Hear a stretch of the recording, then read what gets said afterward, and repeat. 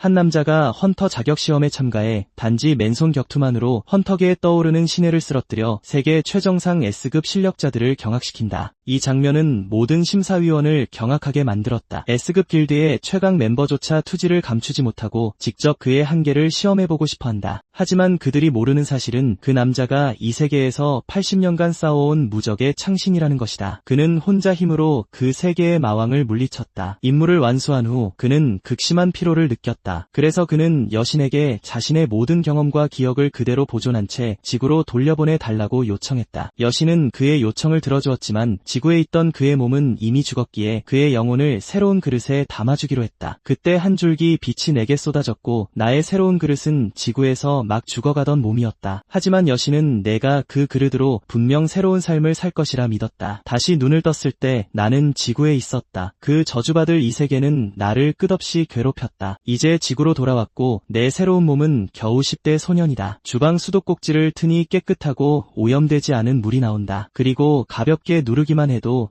불을 피울 수 있다. 이것이야말로 최고의 마법이다. 이 세계의 그 마법사 놈들은 지옥에나 가버려라. 그리고 이 세상에는 내가 가장 좋아하는 치킨가스도 있다. 진정한 식감에 눈물이 날 지경이다. 이게 진짜 음식 맛이지. 이 세계에서 꼬박 80년을 싸우면서 단 한 번도 제대로 된 식사를 해본 적이 없었다. 이제 드디어 이 세상에서 평범한 사람처럼 살 수 있게 됐다. 하지만 이 순간 나는 창밖에 나타난 붉은 빛을 알아채지 못했다. 나는 욕실로 가서 편안하게 목욕을 했다. 비록 내가 이 세상 물정에 심각하게 어둡긴 하지만 아름다운 삶이 내게 다가오고 있다고 믿는다. 하지만 바로 그때 유령 같은 얼굴이 갑자기 내 창문에 나타났다. 이건 나를 깜짝 놀라게 했다. 어떻게 이런 게 지구에 있을 수 있지? 그때 등 뒤에서 아파트 단지에 침식 균열이 나타났으니 모든 주민에게 알리는 방송이 들려왔다. 방송은 우리 모두에게 지하 대피소로 가라고 했다. 나는 이 침식 균열이 뭔지 무슨 일이 일어나고 있는지 이해할 수 없었다. 그때 나는 완전히 충격적인 장면을 목격했다. 내 창문에 그 인간형 괴물 여러 마리가 온통 기어 다니고 있었다. 그들의 발톱이 내 유리를 깨부수려 하고 있었다. 다음 순간 그들이 들이닥치자 나는 밖으로 뛰쳐나갔다. 아무래도 지구는 더 이상 내가 알던 지구가 아닌 것 같다. 무슨 일이 벌어지고 있는지 알아내야만 한다. 그리고 인간형 괴물들은 이 세계의 괴물들과 어딘가 닮았다. 곧 나는 창틀에 숨어 이 괴물들을 피했다. 그들이 떠난 후 나는 재빨리 창문을 통해 밖으로 기어나갔다. 방송 지시에 따라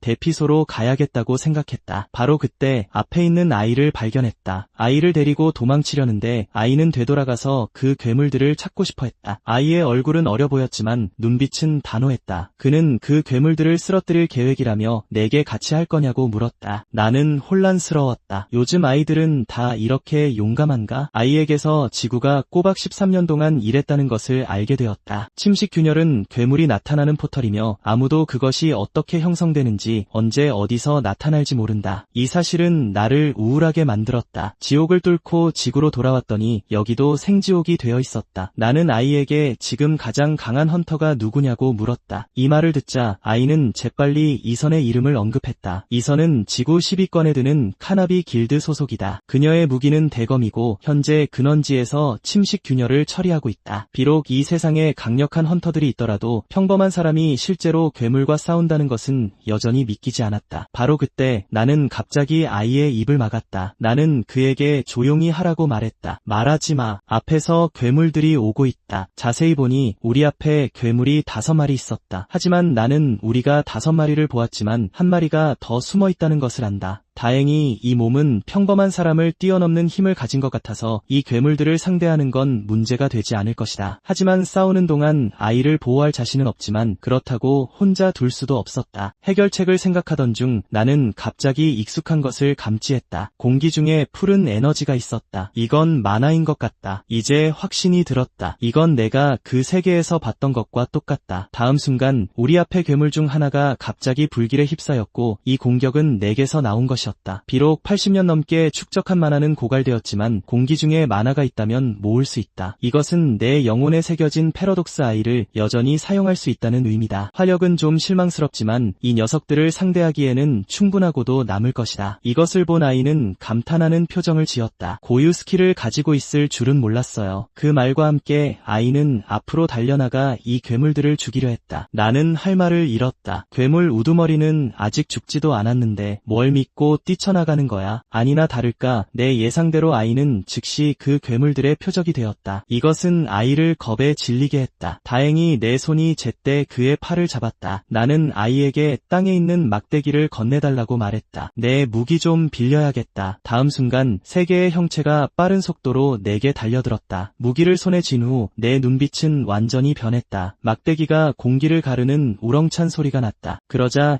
이 세 마리 괴물은 허리가 두 동강 났다. 이 순간 나는 창신이었던 감각을 되찾았다. 소녀는 그 장면에 말문이 막힐 정도로 충격을 받았다. 그는 내가 평범한 사람이 아니라 숨겨진 헌터임에 틀림없다고 생각했다. 그는 내가 속으로 분노하고 있다는 것을 전혀 몰랐다. 내가 그렇게 힘들게 얻어낸 평화로운 삶이 이렇게 변해버렸다. 곧 나는 불만스러운 얼굴로 아이와 함께 지하 대피소로 들어갔다. 아이의 엄마는 즉시 자기 아이를 알아봤다. 그녀는 계속해서 내게 감사했다. 당신이 제 아이를 구해주셨군요. 정말 감사합니다. 여자의 비싼 옷차림을 보고 나는 약간 놀랐다. 그러니까 이 아이는 부잣집 도련님이군. 어쩐지 그렇게 거만하더라. 바로 그때 건물 전체가 흔들리기 시작했다. 순식간에 괴물 한 마리가 문을 부수고 쳐들어왔다. 모두가 미친 듯이 도망쳤지만 나만 가만히 서 있었다. 아이가 돌아보며 내게 도망치라고 말했다. 아저씨도 저 괴물은 이길 수 없어요. 하지만 나는 여전히 도망치지 않았다. 나는 익숙한 세계로 돌아올 줄 알았지만 이 세계는 이 세계와 다를 바가 없다. 나는 옆에 있는 아이에게 물었다. 너는 부자인데 왜 헌터가 되려고 하니? 안전한 곳을 찾아 숨어서 편안하게 사는 게 낫지 않겠어? 아이는 아버지가 돌아가셨다고 말했다. 원래 그의 가족도 대피소에 숨어 있었지만 아버지는 대피소에서 그들을 지키다가 괴물에게 살해당했다. 그때 아이는 지구에 안전한 곳은 없다는 것을 깨달았다. 그래서 그는 헌터, 세상에서 가장 강한 헌터가 되어 모든 침식 균열을 없애고 이 세상을 구하기로 결심했다. 제 말이 우습게 들릴지도 몰라요. 그가 말을 끝내기 전에 내가 말을 가로챘다. 비록 웃고 있지만 그것은 안도의 미소였다. 너는 분명 훌륭한 헌터가 될 거야. 하지만 안타깝게도 너는 이 세상을 구할 수 없어. 내가 말한 후 아이의 엄마는 계속해서 그를 끌고 도망쳤다. 바로 그때 그들 뒤에서 거대한 폭발음이 들렸다. 아이가 고개를 돌렸을 때 그는 충격적인 것을 발견했다. 그들이 두려워하던 괴물이 내 손에 한 방에 죽어 있었다. 내가 아이가 세상을 구할 수 없다고 말한 이유는 내가 할 것이기 때문이다. 어쨌든 나는 이 문제에 대해 아주 풍부한 경험이 있으니까. 괴물을 처리한 후 나는 이 세계의 기본 상황을 알아보기 위해 집으로 돌아왔고 내 계좌 잔고가 3,001원뿐이라는 것도 알게 되었다. 이 몸의 원래 주인은 물류회사 직원이었지만 회사가 침식 균열 때문에 파산해서 실직했다. 어떻게 돈을 벌어 살아남아야 할지 막막할 때 휴대폰에서 헌터 모집 메시지를 보았다. 시간은 흘러 다음 날 나는 헌터 협회 건물 안에 있었다. 오늘 이곳에서는 성대한 선발 시험이 열릴 예정이며 이 대회는 길드에 합류할 신인을 찾고 싶어하는 많은 헌터 스카우터들을 끌어모았다. 하지만 한 스카우터는 이번 기수 헌터들 중에는 뛰어난 유망주가 없고 그저 그런 인물들 뿐이라고 생각한다. 그리고 이 헌터 선발 시험은 세계 10위권 헌터인 이선의 이목도 끌었다. 모두가 감탄하며 그녀를 쳐다본다. 뉴스에서나 볼 수 있는 인물인데 오늘 직접 보게 될 줄 누가 알았겠어? 그리고 그들은 이선이 온 목적이 전기 능력을 각성한 헌터 아카데미 졸업생 한송아 때문일 것이라고 생각한다. 하지만 그들이 모르는 것은 이선이 그녀에게 전혀 관심이 없고 기껏해야 이동식 보조 배터리 정도로 보고 있다는 것이다. 근처에 있던 동료가 한송아의 능력이 유용할 수 있다고 말한다. 그러자 옆에 있던 남자가 선글라스를 고쳤었다. 아카데미에서 뛰어난 인재라도 실전에서는 좋은 성과를 내지 못하는 경우가 많지. 이선은 이 말에 동의하며 동료에게 사탕을 하나 준다. 이건 칭찬 사탕이야. 실전과 훈련은 완전히 다른 거니까. 안전한 훈련만 경험한 아카데미 학생들에게는 실전을 견디는 것이 어렵다. 그래서 한송아는 적응하는데 오랜 시간이 필요할 것이다. 곧 아래쪽의 경기가 시작되려 한다. 이선은 흥미롭게 아래를 지켜본다. 이번에는 좋은 유망주를 찾았으면 좋겠는데 신입들 내가 너희를 갖고 쉽게 만드는 실력을 보여봐. 사회자는 참가자의 정보를 보고 놀란다. 그는 심지어 헌터 아카데미도 다니지 않은 일반인이다. 한편 나는 손에 무기를 들고 전투복에 지퍼를 올렸다. 사회자는 여전히 그를 조롱하며 대체 얼마나 배짱이 좋길래 감히 이 무대에 서는지 궁금해한다. 그리고 이제 입장하는 선수는 호준석입니다. 사실 나는 아직 이 새로운 이름에 익숙하지 않다. 이번 경기의 규칙은 협회에서 제공하는 무기만 사용하고 상대에게 치명상을 입히지 않는 것이다. 나는 이 헌터 시험을 발판 삼아 더 높은 권한을 얻어야겠다고 생각하고 있다. 심판이 손을 높이 들자 내 맞은편의 금발 남자는 나를 전혀 진지하게 여기지 않는 듯 거만한 표정을 짓고 있다. 이 흥미진진한 첫 경기의 시작이 선언된다. 경기가 시작되자마자 금발 남자는 즉시 앞으로 달려든다. 그는 상대가 만화조차 모으지 못하는 것에 정말 신이 났다. 하지만 그의 맹렬한 기세에도 내 얼굴에는 아무런 표정이 없다. 왜냐하면 내 눈에는 금발 남자가 빈틈투성이기 때문이다. 다음 순간 나는 손에 든 무기를 땅에 꽂았다. 그러자 금발 남자의 놀란 시선 아래 나는 그의 시야에서 완전히 사라졌다. 이것은 금발 남자가 혹시 스피드 타입 헌터인가? 하고 의아하게 만들었다. 그가 반응했을 때 나는 이미 그의 뒤에 있었다. 내 창술은 한심할 정도로 서투르군. 너 같은 녀석을 상대하는 데는 무기조차 필요 없다. 다음 순간 나는 그의 배에 주먹을 날렸다. 이 한 방에 금발 남자는 어제 먹은 음식까지 토할 뻔했다. 하지만 그의 몸이 쓰러지려는 순간 나는 발로 그를 다시 일으켜 세웠다. 그리고는 맹렬한 어퍼컷이 그의 턱을 박살냈다. 방금 전까지 그렇게 거만했던 금발 남자는 간신히 의식만 붙어있다. 이건 사실 나를 놀라게 했다. 그가 내 상대가 안 될 줄은 알았지만 너무 쉽게 쓰러진다. 그리고 내가 맨손으로 공격하는 이유는 창으로 그를 심하게 다치게 할까봐 두려워서다. 그러다 생각하고는 마음을 놓았다. 그는 그냥 신입이겠지. 이게 헌터들의 평균 수준은 아닐 거야. 하지만 이 장면은 그 자리에서 이선을 충격에 빠뜨렸다. 이 녀석은 대체 정체가 뭐지? 그녀는 즉시 내 서류를 뒤져 내가 물류회사에서 일한다는 것을 알아냈다. 옆에 있던 동료가 이 젊은이는 몸에 축적된 만화가 거의 없다고 그녀에게 말한다. 그렇게 큰 힘을 내려면 오랫동안 만화를 축적해야 할 것이다. 하지만 그게 아니라면 이 결과는 분명 그의 운 때문일 것이다. 하지만 그의 말은 그저 닥치라는 대답만 들었다. 이선의 눈에는 내가 일부러 만화를 축적하고 있는 것으로 추측된다. 그리고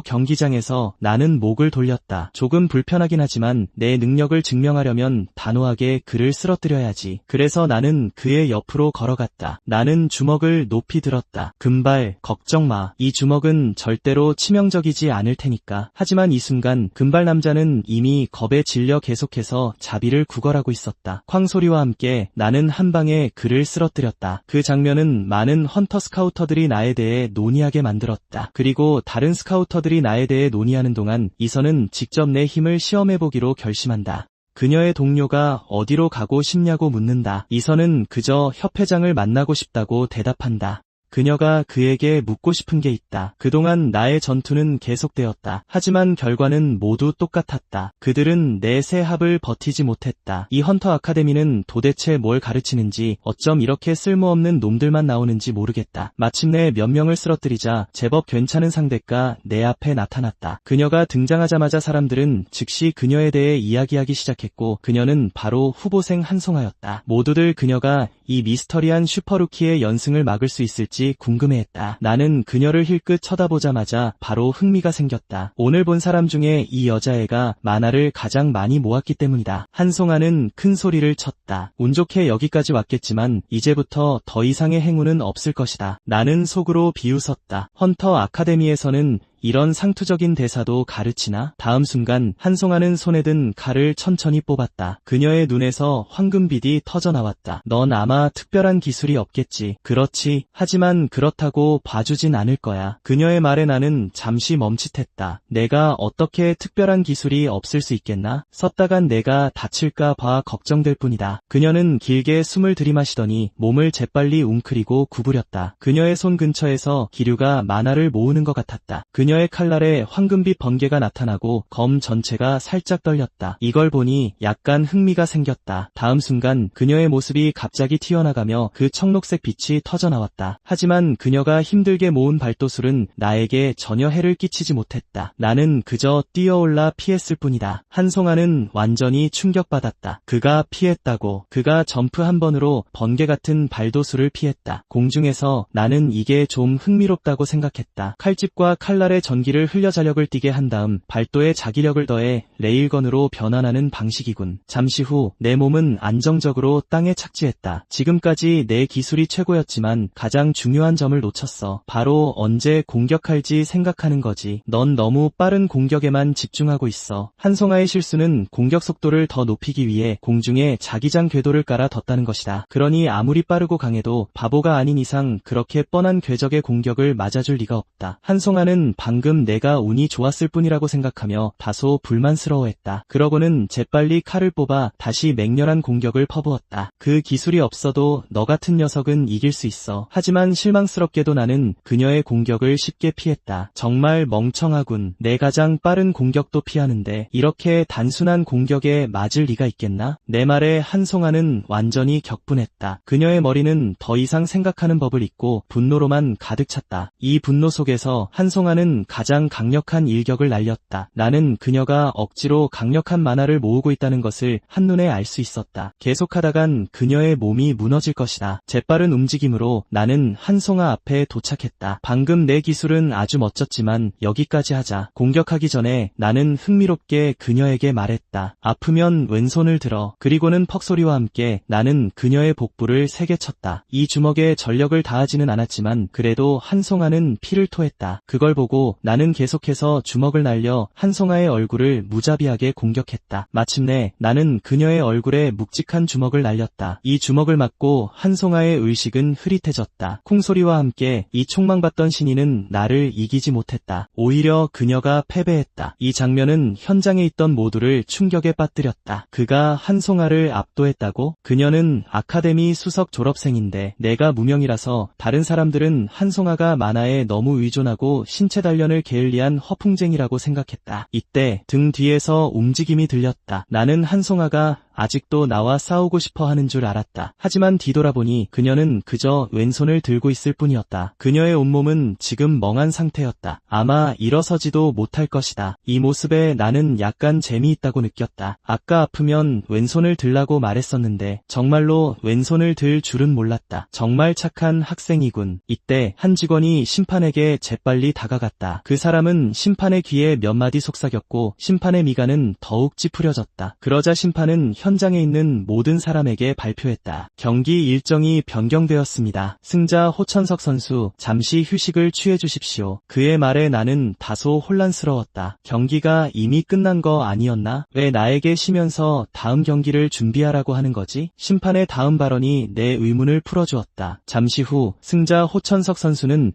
현역 헌터와 특별 경기를 갖게 됩니다. 이 경기는 협회장님의 특별 허가를 받았습니다. 이 경기는 이미 준비되었습니다. 모두가 대형 스크린에 뜬 이름을 쳐다봤다. 관중들이 저렇게 열광하는 걸 보니 꽤 경험 많은 헌터인 것 같다. 특별 경기에서 내 실력을 시험해보려고 자원한 건가? 저쪽 세상에서도 비슷한 일은 있었다. 이때 거미 바닥에 긁히는 소리가 경기장에 울려 퍼졌다. 내 이름이 호천석이지. 맞나? 나는 이선이다. 내게 다른 기술이 있는지 확인해보겠다. 이 무대는 내게 너무 작다는 생각이 드는군. 나와 한판 붙어볼 생각 있나? 호천석, 너무 어렵다고 생각되면 거절해도 좋다. 이해한다. 어쨌든 이건 좀 갑작스러우니까. 상대가 누군지 보고 나는 쓴웃음을 지을 수밖에 없었다. 바로 그 꼬마가 전에 말했던 이시은이잖아. 세계 10위 안에 드는 랭커다. 그리고 지금 그녀가 뿜어내는 기운과 침착함은 절대 허세가 아니다. 그녀는 진정한 프로 헌터다. 지금 내 몸으로는 창을 들고도 그녀를 상대하기 어려울 것이다. 하지만 어째서인지 내 입가에는 미소가 번졌다. 내 실력을 시험해보고 싶다니 그럼 덤벼라. 우리 옆에 있던 심판은 약간 어안이 벙벙했다. 휴식은 필요 없으십니까? 이선은 내 눈에서 타오르는 투지를 보았다. 아무래도 너와 나는 같은 부류의 사람인 것 같군. 이때 나도 흥분된 미소를 지었다. 이 세계의 최강자가 내 인정을 받을 수 있는지 한번 보자. 다음 순간 우리는 격렬한 전투에 돌입했다. 몰입했다. 우리의 전투는 관중 모두를 충격에 빠뜨렸다. 심지어 심판의 얼굴에서도 땀이 흘렀다. 그는 해설조차 어떻게 해야 할지 몰랐다. 이 순간 나는 이선의 공격을 다시 막아냈지만 이 여자의 힘을 느꼈기에 내 얼굴에는 여유가 없었다. 어떻게 여자의 몸에서 저렇게 강력한 힘이 나올 수 있지? 이건 남자 못지않다. 다음 순간 이선의 맹렬한 공격을 피하기 위해 나는 손바닥에서 창대를 돌려 그녀의 공격을 쳐낼 기회를 잡았다. 이 공격에 전력을 다했고 이선은 계속해서 뒤로 물러났다. 하지만 이선은 아직 여력이 충분했다. 그녀는 그저 나를 시험하고 있을 뿐이라 전력을 다하지 않았다. 아까보다 내 속도는 이미 현저히 떨어졌다. 이 순간 나는 ES급 헌터와 오랫동안 싸워왔다. 내 얼굴에 피로가 드러났다. 이 여자에게 틈이 없는 것은 아니지만 이 몸이 내 전투 감각과 합쳐지지 못하고 있다. 이선은 이제 정말로 흥분했다. 그녀는 오랫동안 나처럼 강한 전사를 보지 못했다. 비록 우리가 같은 힘의 수준은 아니지만 나는 진정으로 강자라는 칭호를 받을 자격이 있다. 그녀는 오랜만에 전투를 할 수 있다고 생각했지만 내가 지쳐 보인다고 느꼈다. 그러자 이선이 앞으로 나서며 말했다. 꽤 잘했어. 5분 정도 버틸 줄 알았는데 벌써 30분이나 버틸 줄은 몰랐군. 다음 순간 이선의 몸이 나를 향해 빠르게 돌진했다. 이미 지친 것 같으니 내가 편하게 해주지. 일찍 내려가서 쉬게 해줄게. 이걸 보고 나는 창을 더 꽉 줄 수밖에 없었다. 지금 내 몸에는 저장된 만화가 없고 공기 중에도 만화가 별로 없다. 나는 마음을 진정시키기 위해 길게 숨을 들이마셨다. 이 기술을 쓰고 싶지 않았지만 이제는 선택의 여지가 없는 것 같다. 그러는 동안 내 몸은 재빨리 뒤로 젖혀 이선의 다음 공격을 받을 준비를 했다. 내 눈은 이선을 응시했다. 그녀가 틈을 보이는 즉시 역설의 불꽃을 사용할 것이다. 내가 역설의 불꽃을 사용하자 이선의 눈은 충격으로 가득 찼다. 하지만 이선은 이 공격을 무시하고 바로 검을 내리쳐 내 공격을 베어버렸다. 이선을 마치지 못한 걸 알고 나는 재빨리 물러나 그녀와 거리를 유지했다. 이선의 얼굴에 만족스러운 미소가 떠올랐다. 방금 그녀의 일격은 분명 피할 수 없었을 텐데 내가 여전히 피할 수 있을 줄은 몰랐다. 그리고 내 몸에 있는 그 검은 기운은 뭐지? 방금 이 검은 기운으로 날 공격했지. 맞지? 하지만 내 검에 베었다. 나는 천천히 말했다. 이건 역설의 불꽃이다. 이 능력은 내 마지막 비장의 카드다. 저 다른 세계에 있을 때 이건 내가 자주 사용하던 특기였다. 이 힘은 또한 내가 가장 신뢰하는 것이다. 이 검은 불꽃은 보통의 불꽃과는 다르다. 옷이 멀쩡한 이유는 이 검은 불꽃이 물질을 태울 수 없기 때문이다. 대신 각 불꽃은 내가 연료로 지정한 추상적인 개념을 태운다. 지금 내 출력으로는 자아 기억이나 이성처럼 발화점이 높은 개념은 태울 수 없다. 다음 순간 내 몸은 맹렬하게 앞으로 돌진하며 휙소리와 함께 손에서 창을 돌렸다. 지금 내가 태울 수 있는 건 오직 내 피로뿐이다. 이 말에 이선은 충격받았다. 내 속도가 이전보다 더 빨라진 것 같은데 방금 우리 싸움에서 힘을 숨기고 있었던 건가? 나는 이선의 말을 무시했다. 내 몸은 순간 이동하듯 움직여 그녀 앞에 도착했고 재빨리 창을 찔렀다. 이선의 눈은 불신으로 가득 찼다. 그렇게 짧은 시간에 힘을 회복했다고? 어떻게 한 거지? 이선의 말이 끝나자마자 그녀의 몸도 경기장에서 사라졌다. 휙소리와 함께 이선은 나처럼 순간 이동 같은 속도로 내 앞에 나타났다. 우리 둘은 동시에 무기를 휘둘렀다. 쨍그랑거리는 소리가 공중에 계속해서 울려 퍼졌다. 하지만 이선은 싸울수록 뭔가 잘못되었다는 것을 느꼈다. 그녀는 매우 이상하다고 생각했다. 공기 중에 많아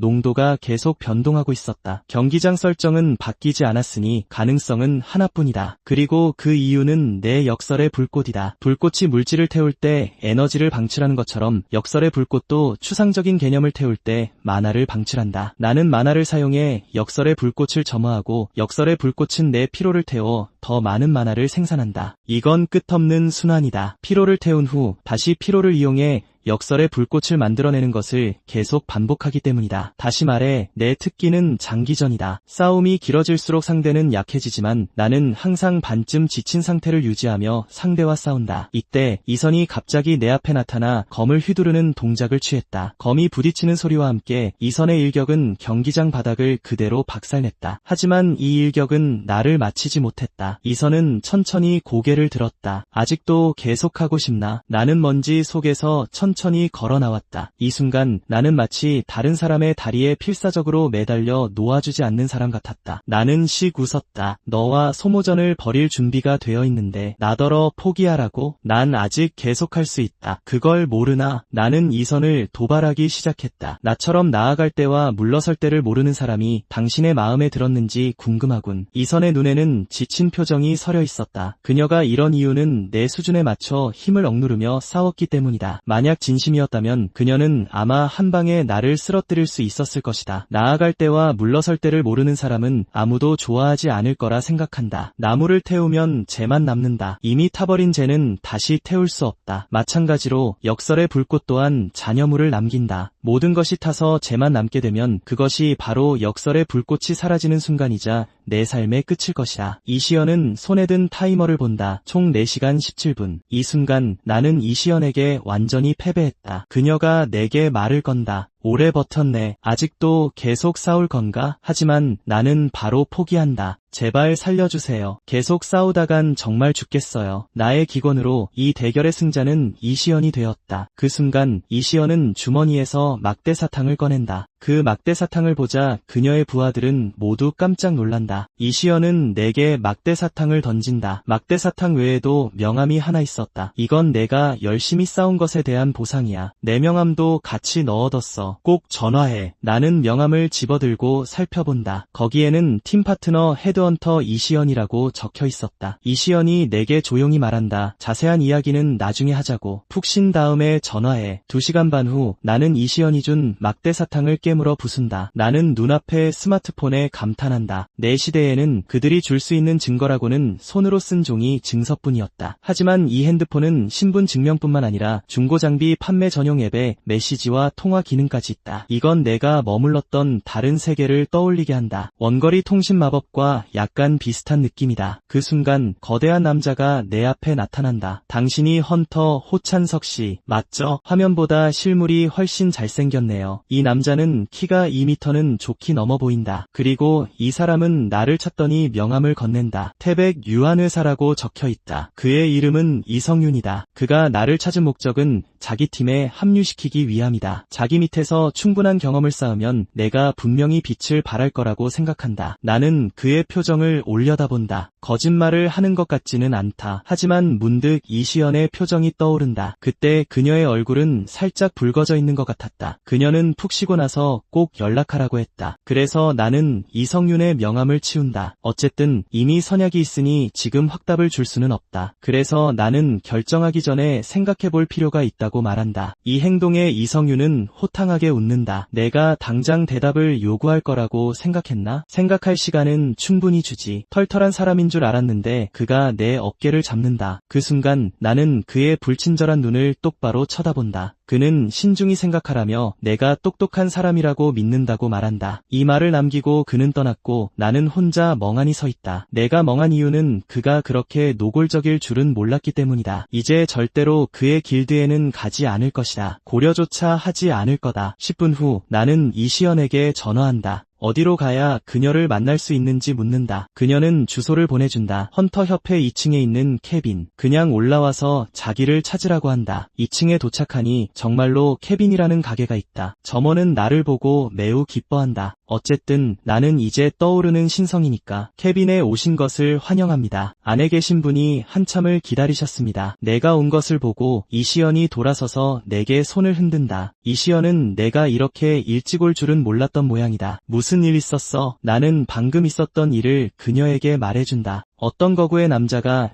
나를 자기 길드에 영입하고 싶어 한다고. 이시연의 표정은 차분하다. 내가 말하는 사람은 태백 길드의 이성윤일 거야. 이성윤 본인이 너에게 관심을 보였으니 다른 길드들은 자연히 너를 넘보지 못할 테고. 그녀의 말을 듣고 나는 피식 웃는다. 당신네 길드도 그를 두려워하나? 만약 그렇다면 정말 실망인데. 하지만 내가 예상치 못한 것은 이시연이 사실 나를 영입할 계획이 없다는 것이다. 길드에 소속되지 않고 일하는 건 어떻게 생각해? 내 말은 프리랜서 말이야. 이건 내 흥미를 끈다. 이시연은 다른 사람들과는 좀 다른 것 같다. 그녀의 말은 길드 임무를 수행하기 위해 길드에 가입할 필요가 없다는 뜻이다. 이시연은 이성윤이 아마 나에게 주니어 직급을 줄 계획이라는 것을 안다. 이 말을 듣고 나는 책상을 내리친다. 고작 주니어 직급을 준다고? 그럼 파트너 헌터는 뭔데? 그래서 다음으로 이시연이 내게 설명해준다. 길드에 소속된 헌터의 등급은 보통 세 종류다. 주니어, 시니어, 그리고 파트너. 주니어와 시니어 헌터들은 파트너 헌터가 이끄는 팀에 소속된다. 그들은 월급을 받는 직원으로 볼 수 있다. 파트너 헌터들은 고정된 월급 대신 길드 지분을 소유한다. 그들은 회사의 순이익을 나눠 가질 수 있다. 어쩌면 사업주로 보는 게 더 직관적일 수도 있다. 이건 꼭 로펌 같군. 이시연은 이전에 헌터 길드를 처음 설립한 헌터가 로펌을 모델로 삼았다고 들었다. 그녀는 내가 굳이 길드에 들어가 주니어에서 시니어로 그리고 파트너 헌터가 되기 위해 차근차근 올라갈 필요는 없다고 생각한다. 무슨 말인지 알겠다. 내가 충분한 명성을 얻고 존경받을 만한 업적을 이루면 그들이 자연스럽게 나를 찾아올 것이다. 이 말에 이시연은 매우 기뻐한다. 나와 소통하는데 아무런 장벽이 없다고 느끼기 때문이다. 하지만 내가 의아한 것은 그녀가 왜 자꾸 내게 사탕을 주느냐는 것이다. 자리에 앉은 후로 벌써 2개나 졌는데 나는 인맥도 자원도 없다. 어떻게 제대로 된 의뢰를 받을 수 있겠는가? 이건 매우 어려울 것 같다. 이시연은 이건 전혀 문제가 아니라고 말한다. 그녀가 이 부분에서 나를 도와줄 수 있고 그것도 공짜로. 이 말에 나는 더욱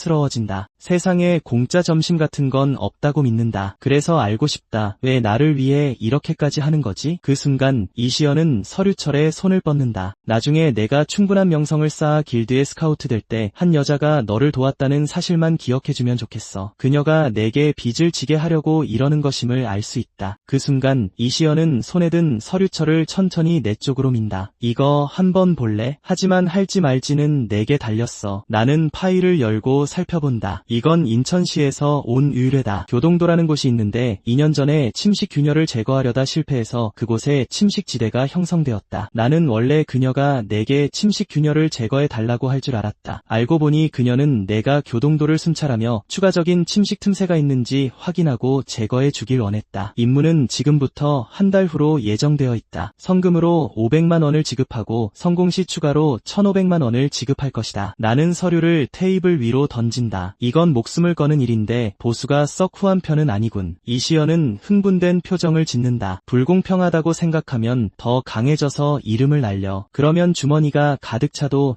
돈이 계속 굴러들어올 거야. 이시연은 내가 수락할지 말지만 알고 싶어한다. 나는 천천히 입을 연다. 그렇게 말하니 수락하지. 나는 한계에 도전하는 걸 좋아하는 사람이니까. 30분 후 2대의 차가 고속도로를 질주하고 있다. 이시연은 의문의 남자와 통화 중이다. 그녀는 그에게 나를 소개한다. 호찬석은 민간인입니다. 그는 필수 무기 선수권 대회를 맨손으로 통과했습니다. 수화기 너머의 목소리는 나쁘지 않다는 평가를 내린다. 이 말을 듣고 이시연은 큰 소리로 웃는다. 그 평가는 좀 부적절하네요. 그는 저와 꼬박 내 시간을 싸웠어요. 그러자 전화기 너머의 목소리는 믿을 수 없다는 듯 말한다. 진심이야. 내 힘이 억제되었기 때문이 아니고. 이시연은 차갑게 웃는다. 저는 10년 이상의 경력을 가진 베테랑 헌터입니다. 제 모든 경험은 지옥 같은 곳에서 살아남으며 얻은 겁니다. 원래대로라면 그를 쉽게 가지고 놀 수 있었어야 했는데 4시간 이상 싸웠어요. 이시연은 자신이 다시 태어난다 해도 아마 나 같은 괴물은 다시는 보지 못할 것이라고 추측한다. 하지만 그를 아무리 높이 평가해도 그 임무는 명백히 경험 있는 헌터를 요구하지 않나? 그의 기술이 뛰어나다 해도 베테랑 헌터들과 팀을 이뤘을 때 제 역할을 할 수 있을까? 이 점에 대해 이시연은 걱정하지 말라고 한다. 내 곁에 머물 충분한 경험을 가진 사람을 배정해뒀으니까. 그러자 그 사람이 이시연에게 질문을 던진다. 만약 그 아이가 내 수준에 도달하면 어떡하지? 이시연은 비웃는다. 이런 말을 하면 불편하시겠지만 만약 호찬석이 제 수준에 도달하면 아마 보스조차도 그의 상대가 되지 못할 겁니다. 한 달 전으로 시간을 돌려 나는 온라인으로 소포를 하나 주문했다. 택배기사는 이 물건이 지독하게 무겁다며 도대체 뭘 주문한 건지 궁금해하며 계속 불평한다. 내 소포를 문 앞에 배달한 후 그는 다음 배달지로 향한다. 택배기사가 떠난 후 나는 문을 연다. 길고 검은 케이스가 내 테이블 위에 놓여있다. 이것이 내가 온라인으로 주문한 무기다. 딸깍 소리와 함께 나는 양손으로 케이스의 잠금 장치를 연다. 무기를 본 순간 내 눈에는 충격이 서린다. 이 무기의 외형은 정말로 믿을 수 없을 정도다. 어느 각도에서 보나 이 창은 내 기대에 부응한다. 이 창으로 싸운다면 아무 문제 없을 것이다. 녹색 무략이 든 통도 있다. 이게 영약이라고 들었다. 소위 영약이란 헌터들이 비상시에 사용하는 무략이다. 농축된 만화가 들어있어 만화가 급히 필요할 때 매우 유용하다. 일반적인 만화 운용 방식은 정수기에서 물을 마시는 것과 비슷하다. 대기 중에 만화를 제어하여 몸에 저장했다가 필요할 때 사용하는 것이다. 이 영약은 헌터들이 이 과정을 짧은 시간 안에 완료할 수 있게 해주지만 나의 만화 사용 방식은 다른 사람들과 다르다. 나는 저장 단계를 건너뛰고 대기 중에서 직접 만화를 흡수하여 사용한다. 장점은 공기 중에 만화를 사용하기 때문에 한계가 없다는 것이다. 게다가 흡수와 방출 과정에서 만화가 흐르는 통로가 점차 강화되어 더 많은 만화를 다룰 수 있게 된다. 하지만 단점도 있다. 이 통로가 성장하기 전에는 내가 제어할 수 있는 양이 적다. 이 때문에 짧은 시간에 강력한 출력을 내기가 어렵다. 지금은 기다릴 시간이 없으니 사용하기 전에 만화를 좀 저장해두는 것이 최선인 것 같다. 나는 만화 무략을 단숨에 들이켠다. 이런 식으로 한 달 정도 훈련하면 내가 필요한 수준까지 성장할 수 있을 것이다. 시간은 한 달 후 인천의 교동도로 옮겨진다. 이곳에는 이미 긴 줄이 형성되어 있다. 이들은 모두 이번 작전에 참여하는 헌터들이다. 직원이 내 정보를 확인한 후 나는 8팀에 배정된다. 곧 나는 숫자 8이 적힌 표지판 아래에 도착한다. 나의 침묵과는 대조적으로 다른 사람들은 열정적으로 대화를 나누고 있다. 이번 달 급여는 꽤 괜찮을 거야. 우리가 언제 출발할지 궁금해하며 명상하고 쉬고 있는데 갑자기 누군가 내 이름을 부르는 소리가 들린다. 돌아보니 그것은 바로 떠오르는 헌터스타 한송아였다. 그녀는 머리를 훨씬 짧게 자른 것 같다. 전투 시 긴 머리는 적에게 잡힐 수 있다는 것을 깨달은 모양이다. 이번에 한송아는 이번 임무에서 함께 협력하고 싶다며 나를 찾아왔다. 나는 그녀에게 왜 나와 협력하고 싶은지 묻는다. 여기 이렇게 사람이 많은데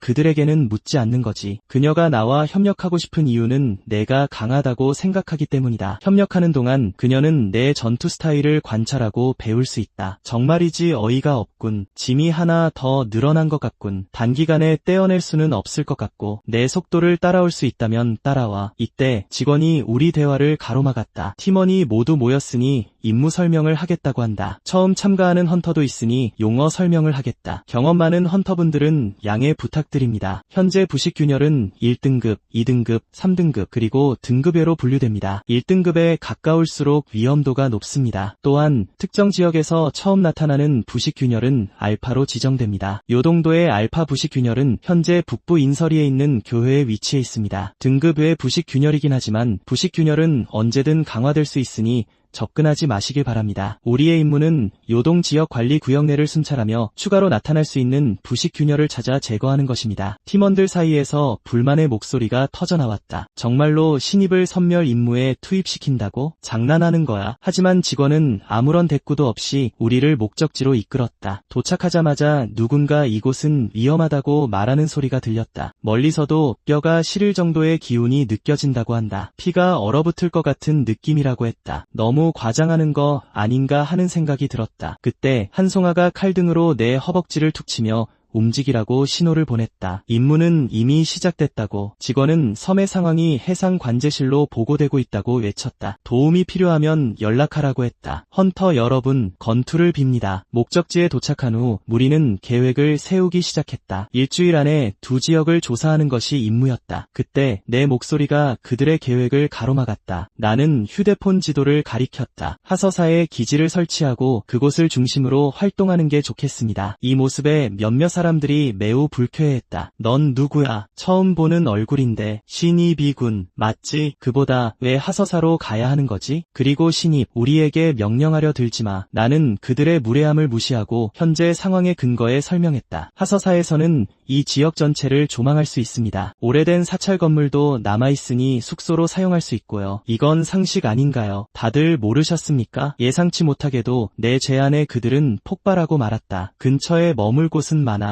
산에 올랐다가 포위당하면 어쩔 건데? 나는 차갑게 웃었다. 수천의 적과 싸우는 것도 아닌데 거기서 어떻게 포위당한다는 말입니까? 하지만 내 반박에 그들의 반응은 더욱 격해졌다. 어쨌든 너 같은 경험 없는 헌터의 명령은 따르지 않겠다. 어느 세상에나 이치를 거스르는 바보들은 있다는 생각이 들었다. 그렇게 우리의 논쟁 속에서 결정이 내려졌다. 그냥 따로 행동하자. 너는 내 갈 길 가고 우리는 우리 갈 길 가겠다. 원래는 한송아만 나를 따라올 줄 알았는데 뜻밖에도 다른 한 명이 우리 2인조에 합류했다. 나는 곁눈질로 옆에 있는 남자를 슬쩍 훑어보았다. 만화 수준은 한송아보다 약간 높은 것 같다. 이름이 김민재라고 했던가. 에 우리를 따라왔는지 궁금했다. 하지만 돌아온 대답에 웃음이 터졌다. 그는 두 사람 다 처음 임무를 수행하는 거 아니냐고 했다. 맞죠? 신입 2명이서 행동하다가 문제 생길까 봐 지켜보러 왔습니다. 팀에 적어도 믿을 만한 사람이 하나는 있다는 생각이 들었다. 그 순간 내 시선이 앞으로 향했다. 이미 무언가 잘못됐다는 걸 감지하고 나는 날카롭게 몸을 돌렸다. 그리고 놀란 두 사람의 시선 아래 나는 왼손을 들어 기다리라고 했다. 그들에게 조용히 하라는 손짓을 했다. 소리 내지 말라고 말했다. 내가 저쪽을 확인해 보겠다. 김민재는 조심스럽게 고개를 내밀어 주위를 확인했다. 그가 본 것은 숲속을 달리는 수십 마리의 괴물들이었다. 너무 많다. 10마리 정도는 되는 것 같다고 생각했다. 우회하자고 제안했다. 나는 손을 들어 그에게 진정하라고 했다. 당황하지 마. 고유 스킬이 뭐지? 하지만 그는 내 질문에 대답하지 않았다. 설마 저것들과 싸울 생각은 아니겠지? 그의 말에 내 표정이 굳어졌다. 헌터가 부식 생물과 싸우는 건 당연한 거 아닌가? 다시 묻겠다. 고유 스킬이 정확히 뭐지? 그의 능력은 화염이라는 것을 알게 되었다. 가장 자신 있는 스킬은 화염구였다. 좋아. 그럼 다음은 내 신호에 따라 저 괴물들을 먼저 공격해. 이 말에 김민재는 완전히 어안이 벙벙했다. 내가 이렇게 단호하게 공격을 개시할 줄은 몰랐다. 내 생각의 흐름을 따라가지 못하고 있었다. 그가 여전히 내 생각을 따라가지 못하고 있을 때 한송아가 김민재 씨가 공격을 맡아라고 말하는 소리를 들었다. 나는 뭘 해야 하지? 김민재는 우리의 행동을 말리고 싶어 했다. 우리 셋이서 10마리의 적을 상대하는 건 너무 무모해. 그리고 임무 수행이 처음이라고 하지 않았나? 다른 헌터들과 연락이 닿을 때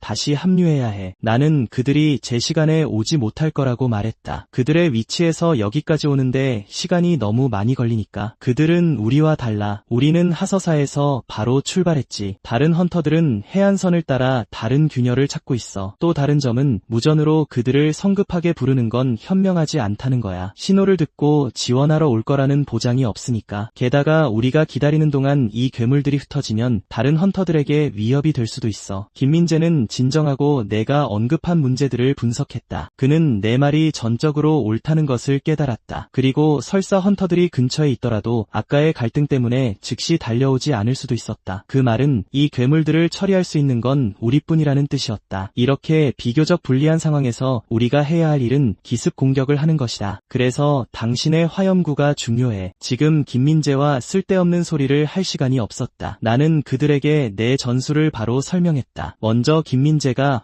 화염구로 중앙을 공격한다. 나는 양쪽을 막아 그들이 도망치지 못하게 하겠다. 내 임무 분담을 들은 김민재는 깊이 충격받았다. 이렇게 상세한 전략이라니 마치 앞으로 펼쳐질 모든 가능성을 이미 본 것 같았다. 김민재는 내가 수많은 전투를 겪은 지휘관 같다고 느꼈다. 대체 어떤 사람이지? 잠시 기다린 후 마침내 기회가 왔다. 많은 괴물들이 함께 모여 있었다. 이 순간을 이용해 김민재는 즉시 화염구를 시전했다. 다음 순간 완전히 방심한 그들에게 거대한 불덩이가 덮쳤다. 김민재의 화염구는 압도적으로 강력했다. 순식간에 여러 괴물들을 잿더미로 만들었다. 그가 다음 화염구를 준비하려면 시간이 좀 필요했다. 그리고 이 시간 동안 내가 그를 위해 공격을 막아주겠다. 그 순간 김민재는 두 손을 이마에 모으고 계속해서 힘을 모았다. 다음 순간 내 몸이 움직였다. 상상할 수 없을 정도로 빠른 속도였다. 내 눈은 살기로 가득했다. 지금 가장 시급한 것은 이 괴물들을 막아 김민재가 다시 화염구를 모으게 하는 것이다. 단 한 번의 돌진과 배기로 나는 여러 균열 괴물을 죽였다. 최대의 효과를 얻기 위해서는 분업이 필수적이다. 그러니 지금은 다음 화염구가 준비될 때까지 팀원들을 고려해야 한다. 그때 괴물 한 마리가 나를 공격했지만 나는 그 공격을 그냥 무시했다. 손에 든 창을 수평으로 휘둘러 여러 괴물을 처치했다. 이 괴물들이 김민재에게 접근하게 두지 않겠다. 하지만 나 혼자서는 지금 그들을 모두 막을 수 없으니 한송아의 힘에 의지해야 했다. 그 순간 나는 입을 열었다. 내 차례야. 다음 순간 칼을 뽑는 우렁찬 소리가 귓가에 울렸다. 단 한 번의 일격으로 한송아는 고블린 3마리를 팔다리를 베어버렸다. 그녀는 깊은 숨을 내쉬었다. 임무 완료. 이제 김민재 씨에게 달렸다. 한송아의 말이 끝나자마자 거대한 화염구가 갑자기 터져나왔다. 이것이 김민재의 화염구가 발사 준비를 마친 장면이다. 나는 그에게 기다리라고 말했다. 내가 빠져나갈 때까지 기다렸다가 쏴. 그렇지 않으면 나를 맞힐 수도 있으니 큰일이지. 내가 떠난 다음 순간 김민재는 손에 든 화염구를 맹렬하게 발사했다. 이 화염구는 마치 풀려난 야수처럼 저 괴물들을 향해 빠르게 돌진했다. 쿵 하는 소리와 함께 내가 있던 자리에 거대한 폭발이 일어났다. 화염구가 떨어질 때 나는 이미 뛰어 피했다. 그 직후 나는 손에 든 창을 꽉 쥐었다. 화염구가 떨어진 순간 괴물 2마리가 도망치려 했다. 하지만 내가 어떻게 그들이 뜻대로 하게 둘 수 있겠는가? 잠시 후 숲의 연기가 서서히 걷혔다. 나는 창을 땅에 꽂았다. 방금의 기습 공격 계획은 매우 성공적이었다. 모두 섬멸했지만 우리 역시 체력을 많이 소모했다. 모두 잘했다고 두 사람을 칭찬하려던 찰나 등 뒤에서 뭔가 이상한 낌새를 눈치챘다. 돌아보니 김민재가 이미 내 머리에 권총을 겨누고 있었고 그의 표정은 매우 심각했다. 하지만 곧바로 그는 미소를 지으며 나를 쳐다봤다. 좀 비켜주시겠어요? 제 목표물을 가리고 있잖아요. 이건 정말 어이가 없군. 나를 쏘려는 줄 알았잖아. 다음 순간 김민재는 즉시 2발을 쏴 괴물들을 맞췄다. 이것은 괴물들에게 마이크로칩을 심는 것이었다. 임무가 끝나고 안전이 확보되면 그와 계약한 폐품 수집가들이 수거하러 올 것이다. 소위 폐품 수집가란 시체에서 직접 부산물을 회수하는 자들이다. 그래서 우리가 이 칩을 심고 나면 임무가 끝났을 때 그 폐품 수집가들이 와서 시체를 처리하고 가치 있는 모든 것을 수거해간다. 그리고 이 물건들의 가치를 평가해 판매하고 수익을 분배한다. 그들은 계약서에 명시된 수수료를 떼고 나머지는 사망한 헌터들의 가족에게 돌아간다. 나는 김민재에게 그 사람들이 믿을 만한지 물었다. 그는 완전히 안심하라고 했다. 좋은 폐품 수집가를 찾아 계약하는 것이 중요하다. 우리가 잡담을 나누는 동안 나무 속에 숨어 나를 쳐다보는 괴물이 있었다. 다음 순간 이 괴물이 갑자기 우리를 공격했다. 땅 위의 파편들이 사방으로 튀었고 나는 그 순간 김민재를 붙잡고 그 자리에서 벗어났다. 그렇지 않았다면 우리 둘 다 분명히 중상을 입었을 것이다. 안전한 거리까지 피한 후 나는 김민재를 땅에 던지고 그 괴물을 돌아보았다. 김민재는 다소 할 말을 잃었다. 방금 괴물떼를 처리했는데 또 한 마리가 나타나다니. 그때 그 괴물이 역겨운 이빨을 드러내며 낄낄거렸다. 내 표정이 굳어졌다. 아무래도 이 괴물이 아까 그 작은 괴물들의 우두머리인 것 같다. 괴물이 한번 포효하자 온 숲에 그 소리가 울려 퍼졌다. 부하들을 소환하는 건지도 모르겠다. 나는 조용히 욕을 했다. 젠장, 아까 부하들이랑 같이 덤볐어야지. 왜 이제 와서 혼자서 우리 셋에게 도전하는 거야? 죽고 싶어. 안달이 났군. 이 우두머리 괴물의 입에서 캐키키하는 이상한 웃음소리가 나왔다. 그에게서 만화가 느껴졌다. 이전의 잔챙이들과는 전혀 다른 수준이었다. 나는 다른 두 팀원에게 크게 소리쳤다. 절대로 끼어들지 말라고 말이다. 이건 나 혼자 처리하겠다고. 이 몬스터의 힘이 아주 강하다는 걸 느꼈다. 만약 저놈이 우리를 쫓는다면 우리 중 누구도 살아남지 못할 것이다. 두 사람은 다소 어안이 벙벙했다. 그렇게 강력한 몬스터는 3명이 힘을 합쳐 싸워야 하지만 내 목소리가 그들을 가로막았다. 한 번만 말하겠다. 지금 당장 물러나. 목이랑 몸뚱이가 따로 놀고 싶나? 그 말에 두 사람은 순식간에 충격으로 얼어붙었다. 너무나도 끔찍한 말이었다. 나는 손에 쥔 창을 흔들며 말했다. 내 말을 듣고 어서 이곳을 떠나는 게 좋을 거라고. 나 혼자 있을 때가 상황을 더 잘 처리할 수 있다고. 아무 걱정 없이 전력으로 싸울 수 있으니까 나는 포효했다. 어디 덤벼봐라. 이 빌어먹을 박쥐 대장아. 곧바로 나는 박쥐 대장과 전투에 돌입했다. 한송아가 도우려고 한 발 나섰지만 김민재가 막아섰다. 지금 우리가 그를 도와서는 안 돼. 그건 그의 발목을 잡는 것밖에 안 될 거야. 그리고 박쥐 대장에게 밀리는 것처럼 보여도 실제로는 전혀 그렇지 않았다. 박쥐 대장의 공격은 단 한 번도 그에게 닿지 않았으니까. 옷깃조차 스치지 못했어. 이외에도 한송아는 뭔가를 알아차렸다. 나의 속도와 예리한 관찰력은 놀라울 정도였다. 만약 내가 싸웠다면 저 창을 피하지 못했을 것이다. 그 순간 나는 허리를 비틀어 괴물 대장의 공격을 다시 피했다. 피하면서 동시에 공격을 퍼부었다. 내 창이 닿는 곳마다 검은 불꽃이 그림자처럼 따라붙었다. 그 불꽃이 쌓일수록 괴물의 움직임은 점점 느려졌다. 그래서 내 전투가 힘겨워 보여도 눈앞에 이 대장 몬스터는 완전히 농락당하고 있었다. 이 모습에 한송아는 완전히 넋을 잃었다. 정말 나와 같은 신입 헌터가 맞나? 왜 마치 산전수전 다 겪은 헌터처럼 느껴지지? 그 사이 괴물 대장은 다시 나를 공격했다. 나는 피식 웃었다. 타이밍 좋군. 내가 과연 내 전력을 끌어낼 수 있을지 보자. 다음 순간 내 몸은 땅을 따라 빠르게 뒤로 미끄러졌다. 그러고는 손에 쥔 창을 공중으로 힘껏 던졌다. 이 모습에 내 뒤에 있던 한송아는 크게 놀랐다. 이 남자는 창을 공중으로 던져버렸어. 도대체 뭘 하려는 거지? 그 순간 공중 시점에서 창은 천천히 떨어지고 있었다. 동시에 그 괴물은 나를 공격하고 있었다. 김민재 역시 경악했다. 저 남자는 이렇게 위험한 순간에 무기를 던져버렸어. 눈 깜짝할 사이에 이 괴물은 이미 내 앞에 도달했지만 나는 전혀 당황하지 않았다. 나는 그저 무표정하게 이 괴물을 바라볼 뿐이었다. 푹 하는 소리와 함께 이 괴물의 머리가 내 앞에 천천히 떨어졌다. 알고 보니 내가 방금 던진 창이 나의 마지막 필살기였다. 떨어진 창은 이 괴물의 목을 그대로 꿰뚫었다. 창이 이미 이 괴물의 목을 꿰뚫었음에도 녀석은 여전히 움직일 수 있었다. 이 괴물의 끈질긴 생명력에 감탄했지만 안타깝게도 승부는 이미 결정되었다. 결정적으로 끝을 내야 한다. 녀석에게 역전의 기회를 절대로 주지 않을 것이다. 그 직후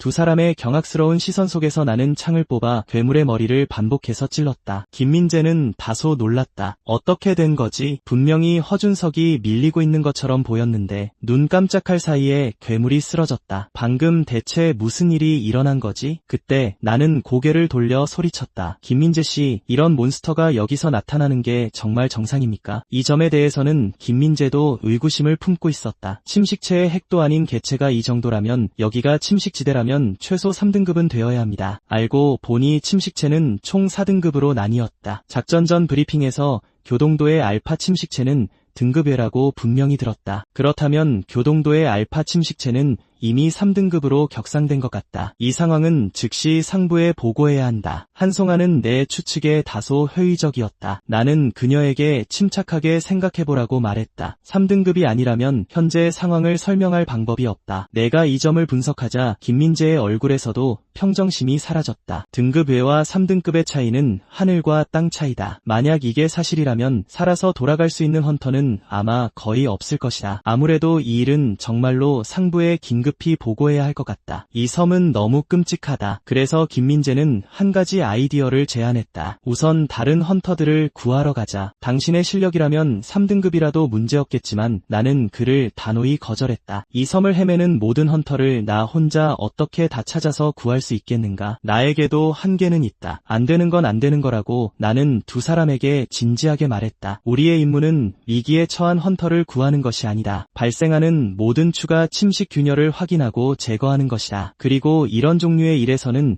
사상자가 없기를 기대할 수 없다. 그때 한송아가 나에게 또 다른 질문을 했다. 만약 당신이 그 상황에 처했다면 당신은 어떨 것 같나요? 이 말에 나는 다소 혼란스러웠다. 위험에 처하면 억울하고 원망스럽고 구해달라고 기도하지 않겠어요? 이번에는 내 표정이 완전히 굳어졌다. 죽은 자의 마음가짐으로 그들을 구하러 갈 셈인가? 사람이 가지는 감정을 이해하지 못해서 하는 말이 아니다. 나는 오직 결과만을 이야기하고 있을 뿐이다. 만약 당신이 그들을 구하러 가고 싶다면 나는 절대 막지 않겠다. 그 빌어먹을 구원자 콤플렉스는 집어치워. 이 세상에는 피할 수 없는 죽음도 있다. 그런 죽음 앞에서 내가 어떤 감정이나 생각을 가지든 나는 죽음을 받아들이는 마음가짐으로 죽을 것이다. 만약 내가 헌터 몇 명을 구하려다 균열을 악화시켜 더 많은 사람이 여기서 죽게 된다면 그건 내 죄가 될 것이다. 그러니 절박한 상황에서는 절대로 흔들려서는 안 된다. 만약 두 사람이 여전히 이런 마음가짐으로 여기서 임무를 수행한다면 그들은 이 세상에서 살아남을 수 없을 것이다. 저녁이 되자 우리는 쉴 곳을 찾았다. 한 주택을 발견했다. 건물 전체는 비어 있었고 다른 침식 생물이 머물렀던 흔적은 없었다. 김민재가 주위를 확인한 후 특별한 것은 발견하지 못했다. 다만 이곳이 좀 어둡다는 것뿐이었다. 하지만 다행히도 이 불빛 덕분에 다른 헌터들의 위치를 알 수 있었다. 하지만 내 생각에 이 불빛은 우리의 위치 또한 노출시킨다. 이것은 우리에게도 똑같이 매우 위험하다. 만약 잡졸들 뿐이라면 우리 위치가 노출되어도 상관없다. 하지만 저 박쥐 대장 같은 괴물을 만난다면 그건 문제가 될 것이다. 그래서 나는 휴대폰을 꺼내 다른 헌터들에게 경고 메시지를 보냈다. 8팀입니다. 최근 조우한 몬스터들의 수준을 고려할 때 알파 침식체는 이미 3등급으로 격상되었을 수 있습니다. 함부로 불을 켜면 위험에 처할 수 있으니 가능한 한 피해 주십시오. 침식 균열의 핵을 파괴하면 모든 생물이 사라질 것입니다. 것이다. 침식 균열이 방출하는 에너지가 없으면 침식 균열 지대는 사라지기 때문이다. 나는 생각하지 않을 수 없었다. 이 임무는 꽤 간단한 것 같다. 그들이 말한 것만큼 어렵지는 않다. 때가 되면 침식 균열을 파괴할 계획이다. 시간은 금세 깊은 밤이 되었다. 한송아는 이 순간 이미 잠들어 있었다. 그녀 외에도 김민재 역시 잠이 들었다. 나는 그들 옆에 천천히 경보 장치를 놓았다. 저 장비는 몬스터가 접근하면 경보를 울릴 테니 안심하고 다녀올 수 있을 것이다. 집을 나선 후 내 모습은 숲속을 재빠르게 움직였다. 다행히 브리핑 때 알파의 위치를 확인해 두었다. 이번 작전은 순조롭게 진행될 것이다. 하지만 바로 그때 나는 뭔가 잘못됐다는 것을 감지했다. 앞쪽에 움직임이 있는 것 같아서 나는 날카롭게 멈춰서서 앞을 바라보았다. 익숙한 기묘한 웃음소리가 들려왔다. 일이 너무 순조롭게 풀린다 싶었다. 또 너로군. 다음 순간 나는 주저없이 불꽃을 사용했다. 하지만 고개를 돌렸을 때 내가 상상했던 괴물이 아니라는 것을 알았다. 내 눈앞의 괴물은 한 번도 본 적 없는 놈이었다. 그 크기는 이미 나보다 몇 배나 컸다. 이전의 박쥐 대장과는 완전히 비교할 수 없었다. 한편 헌터협회 센터에서는 긴급 상황이 발생했다. 5팀의 일부 헌터 신호가 끊겼습니다. 사망 추정. 이 소식은 관리 인원을 엄청나게 충격에 빠뜨렸는데 다른 팀에서도 사상자 정보를 받았기 때문이다. 젠장, 방금 전부터 대체 무슨 일이 일어나고 있는 거야? 그는 즉시 부하들에게 본부에 연락해 지원을 요청하고 그 지역 헌터들에게 긴급 구조 요청을 보내라고 명령했다. 그때 그는 또 다른 메시지를 받았다. 누군가 알파 코어 위치에 접근하고 있습니다. 리더는 즉시 그 사람에게 메시지를 보내게 했다. 그 사람에게 즉시 멈추라고 전해. 앞에는 극도로 위험한 몬스터들이 있다. 하지만 나중에 그들은 알파 센터로 향하는 사람이 바로 8팀의 허준석이라는 것을 알게 된다. 이는 그가 침식 균열의 핵을 처음으로 발견한 사람이라는 뜻이다. 리더는 부하에게 즉시 내 단말기에 접속해서 내가 아직 살아있는지 확인하라고 명령했다. 결국 이런 식의 침식 핵격상은 전례가 없었다. 그 모든 혼란 속에서 그는 알파 코어 지역을 처음으로 발견하고 그곳으로 향한 사람이다. 우리는 그를 면밀히 감시해야 한다. 곧 그들은 내 단말기에 접속했고 내가 몬스터와 싸우고 있는 것을 발견했다. 싸운다기보다는 목숨을 걸고 도망치는 것에 가까웠다. 이 녀석은 내가 상상했던 것보다 훨씬 더 강력했고 속도도 매우 빨랐다. 그 직후 헌터센터는 내 목소리를 들었다. 내 뒤에 있는 이 괴물은 너무 강력해. 살아있는 게 정말 다행이야. 너희들이 이전에 여기에 배치한 사람들은 조사를 안 했나? 왜 아무 정보도 받지 못한 거야? 이 자식들아. 돌아가면 너희들 입에 침식핵을 하나씩 쑤셔 넣어줄 테니까. 내 말에 그들은 내 단말기를 음소거하고 싶어 했다. 그가 아직 살아있는지만 확인해. 지금 내 힘으로는 녀석을 죽이기에 부족하다. 나는 천천히 녀석의 체력을 약화시킨 다음 창으로 마무리할 수밖에 없다. 하지만 내 앞에 이 괴물은 내 상상을 초월했다. 이 녀석은 쓰러질 기미를 보이지 않는다. 낮에 박쥐 대장과 싸울 때 섬에서 마나를 너무 많이 끌었었다. 평소보다 힘이 훨씬 약해졌다. 그래서 지금 나는 섬을 떠날 수 없다. 서둘러 섬에서 마나를 끌어올 곳을 찾아야 한다. 그 순간 내 눈이 번뜩였다. 이렇게 빨리 필요한 것을 찾을 줄은 몰랐다. 내 앞에 땅에 검은 구멍이 보였다. 나는 주저하지 않고 바로 안으로 뛰어들었다. 나는 고개를 돌려 뒤에 있는 거대한 녀석에게 말했다. 어서 나를 따라오라고. 확인하고 싶은 게 있다. 한편 헌터본부는 내 신호를 잃었다. 내가 이미 알파 침식 해관으로 들어갔기 때문이다. 이 소식을 들은 리더의 얼굴은 공포로 창백해졌다. 젠장. 핵 내부에 도착해보니 생각보다 훨씬 깨끗했다. 아까 등급 외와 3등급 침식 핵은 그렇게 빨리 퍼지지 않는다고 했다. 1등급과 2등급은 대체 얼마나 크다는 거지? 잠시 후 나는 침식 균열의 틈새를 정리했고 다음은 이 거대한 녀석을 상대해야 했다. 사실 나는 그리 끈질긴 타입은 아니다. 하지만 이 녀석이 계속 나를 도발한다면 나도 화가 난다. 나는 손에 쥔 무기를 천천히 꽉 쥐었다. 역설의 불꽃의 가장 큰 문제 중 하나는 나를 제외한 모든 생명체에게 퍼진다는 것이다. 아군조차 예외는 아니다. 이것이 바로 역설의 불꽃의 무서운 점이다. 그 순간 내 앞에 괴물이 나타났다. 나는 창을 앞으로 힘껏 찔러 괴물의 몸을 꿰뚫었다. 괴물은 비명을 지르며 조용해졌다. 나는 혼자 피식 웃었다. 일 끝났다. 그러고 나서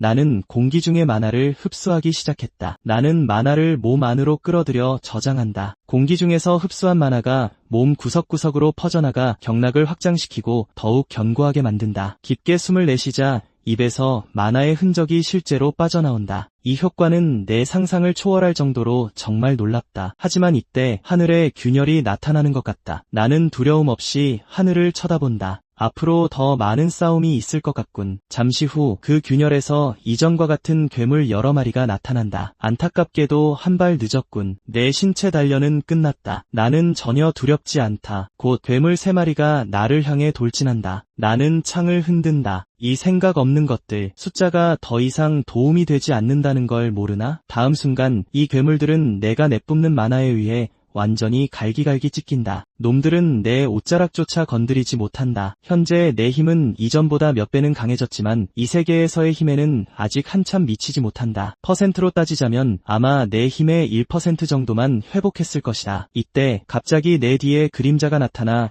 나를 기습할 준비를 한다. 느낌이 좋지 않다. 이 녀석이 언제 내게 접근했지? 거에 공격하는 순간에야 나는 즉시 거리를 벌린다. 이 괴물은 인간의 몸에 쥐의 머리를 하고 있다. 침식 균열의 핵은 차원이 다르군. 흥미로운데 이 정도 수준에서 내가 몇 연타까지 할 수 있을지 궁금하군. 다음 순간 내 모습이 앞으로 돌진한다. 내 손에 든 창이 엄청난 힘으로 춤을 춘다. 앞으로 찔렀지만 내 앞에 쥐머리가 그것을 직접 막아낸다. 쥐머리는 심지어 나를 조롱한다. 그 공격은 너무 느렸어. 그 녀석이 모르는 것은 내 공격이 최고 속도는 아니었지만 힘이 실려 있었다는 것이다. 녀석의 무기에는 이미 금이 가 있다. 나는 놈을 뚫어지게 쳐다보며 천천히 말한다. 상월창 제1식 관. 다음 순간 놈의 몸은 내 만화에 의해 날아가고 나는 기세를 몰아붙인다. 이 괴물은 방금 무슨 일이 일어났는지조차 모른다. 상월창은 나의 기술이다. 내 공격 경로를 따라 푸른 궤적이 형성된다. 그 궤적은 첫 번째 공격을 완벽하게 반복할 수 있고 그것을 4번 완벽하게 반복한다. 궤적을 따라 공격한다면 그것은 단지 사연타를 잇는 간단한 기술일 뿐이다. 하지만 내 공격은 이 사중첩 공격과는 완전히 다르다. 내 푸른 궤적이 상대를 자율적으로 공격할 수 있기 때문이다. 그것은 거의 피할 수 없는 이중 궤도 물체와 같다. 이 지연 콤보 공세에 맞서 이 쥐머리가 나를 이길 어떤 비장의 카드를 가지고 있을지 모르겠군. 휙하는 소리와 함께 쥐머리는 다시 나에게 맞는다. 틈만 보이면 즉시 끝낼 수 있다. 그리고 지금이 끝낼 때다. 다음 순간 나는 계속해서 놈의 몸을 공격한다. 내 공격은 각각 사연타를 이루므로 놈의 몸은 나에 의해 산산조각 날 지경이다. 머지않아 놈의 머리는 절반만 남는다. 하지만 단순히 사라지는 것이 끝이라고 생각하지는 않겠지? 하지만 내가 계속 공격할 준비를 하는 순간 갑자기 내 손에 상자가 나타난다. 나는 천천히 상자를 연다. 상자 안의 내용물을 보자 나는 완전히 얼어붙는다. 한편 헌터센터에서는 모든 것이 완전한 혼란에 빠져 있다. 교동도 중앙에서 침식 균열이 확산되고 팀들의 신호가 계속 끊기자 엄청난 공황에 빠진다. 이 광경을 지켜보던 지휘관은 어찌할 바를 모른다. 상황은 완전히 예상 밖이다. 그의 눈에는 무력감이 가득하다. 이 모든 것이 끝나는 건가? 기적이 일어나지 않는 한 우리는 그저 여기서 헌터들이 전멸하는 것을 지켜볼 수밖에 없다. 이때 부하 직원이 그를 부른다. 지휘관이 서둘러 가서 본다. 부하 직원이 계속해서 보고한다. 알파 코어 존에 진입한 헌터로부터 온 메시지입니다. 그는 메시지를 대형 화면으로 전환한다. 모든 채널에서 내 메시지를 볼 수 있다. 내 메시지는 그들에게 알린다. 침식 코어 신호 소실. 헌터들이 마주친 모든 오염된 시체 확인, 제거 완료. 시체 확인, 소멸됨. 이것을 본 지휘관은 거의 믿을 수가 없다. 그는 눈앞에서 기적이 일어나는 것을 목격하고 있다. 이때 전송을 마친 나도 깊은 숨을 내쉰다. 하늘을 올려다보니 별이 꽤 많다는 것을 깨닫는다. 무엇보다도 공기가 매우 상쾌하다. 이 세계보다 훨씬 낫다. 2분 전 균열에서 수많은 괴물들이 나타나고 있었다. 한송아와 그녀의 팀원들은 이때 전투에 참여한다. 그녀는 이미 여러 군데 부상을 입었다. 그녀는 더 이상 칼을 쥘 힘조차 거의 없다. 하지만 다음 순간 어디선가 솟아난 의지로 오른손으로 팔을 지탱하며 억지로 칼을 친다. 그녀의 눈은 앞의 괴물들을 뚫어지게 쳐다본다. 그들의 수는 나보다 몇 배나 많다. 무엇보다도 그들이 깨어났을 때 나를 찾지 못했다. 이때 그녀 뒤에 있던 김민재가 그녀를 부른다. 한송아 씨, 우리 살아서 돌아갈 수 있을까요? 조금 무서워지네요. 사실 앞에 괴물이 저렇게 그렇게 많으니 그가 공황 상태에 빠지는 것도 무리는 아니다. 이 괴물들이 함께 공격하면 그들은 짓밟혀 죽을 수도 있다. 한송아는 김민재를 돌아본다. 그도 한계에 다다른 것 같다. 살아서 돌아갈 수 있을지, 얼마나 버틸 수 있을지는 모르지만 지금 절대로 쓰러질 수는 없다. 다음 순간 흉측한 괴물이 한송아를 향해 공격한다. 한송아의 시선은 극도로 날카롭다. 그녀는 몸을 살짝 숙이고 손에 든 번개의 힘을 즉시 폭발시킨다. 하지만 직후 그녀는 다리에 감각이 없다는 것을 깨닫는다. 언제 이렇게 됐는지 모르지만 가장 중요한 것은 지금 3마리의 괴물이 그녀를 향해 돌진하고 있다는 것이다. 이때 김민재는 극도로 불안해하지만 지원할 힘이 남아있지 않다. 괴물이 한송아의 목을 물어뜯으려 한다. 김민재는 눈을 감고 싶다. 그는 다음에 일어날 일을 참아 볼 수가 없다. 하지만 5초가 지나도 상상했던 비명은 들려오지 않는다. 그들이 눈을 떴을 때 충격적인 장면을 발견한다. 그들 앞에 모든 괴물들이 완전히 사라져 먼지로 변해 있었다. 다음날